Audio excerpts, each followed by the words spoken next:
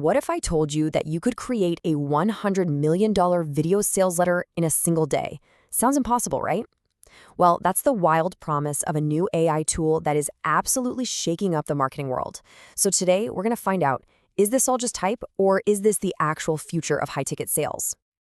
I mean, just look at this claim. $100 million VSLs in minutes. That's the kind of thing that could completely flip the script on how we think about sales, about marketing, and just the raw speed of creating content. But seriously, can a piece of tech actually deliver on a promise this huge? All right, let's really break this down. What is this $100 million AI promise all about? What does this new frontier in marketing actually look like? And how could it completely change the game for sales teams everywhere? Okay, now this slide right here tells the whole story. The old way, it's such a slog, right? You've got these long, drawn-out 3-call sales cycles, production times that take forever, and you're constantly trying to warm up cold traffic.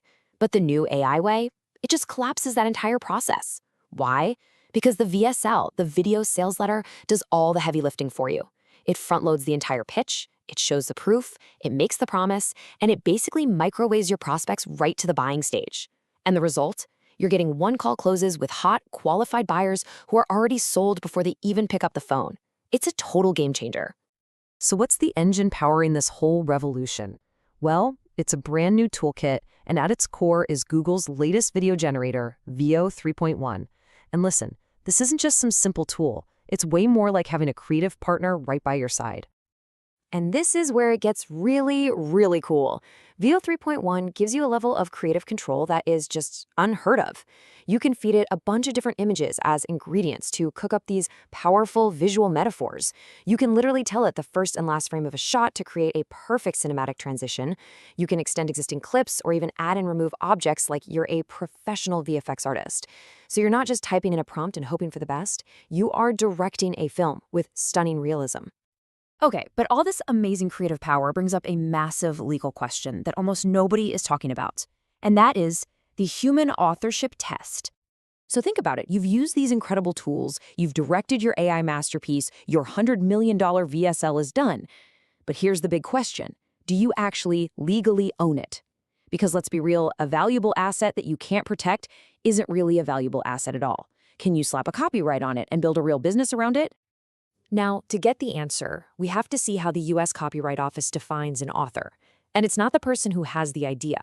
It's the person who translates that idea into a fixed, tangible expression. That word right there, expression, that's the key.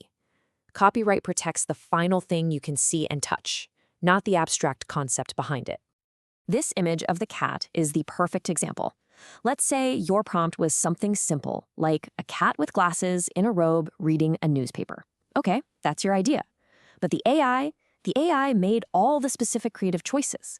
It chose the breed of the cat, that thoughtful little expression on its face, the warm lighting, the color of the robe.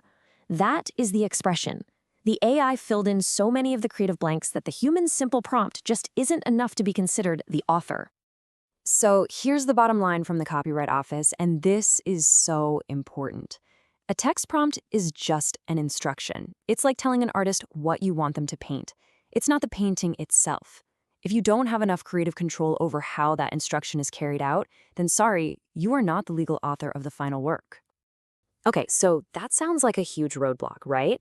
But it's not the end of the world. There are absolutely ways to handle this. So let's get into the good stuff. How you can actually copyright art that you've made with the help of AI.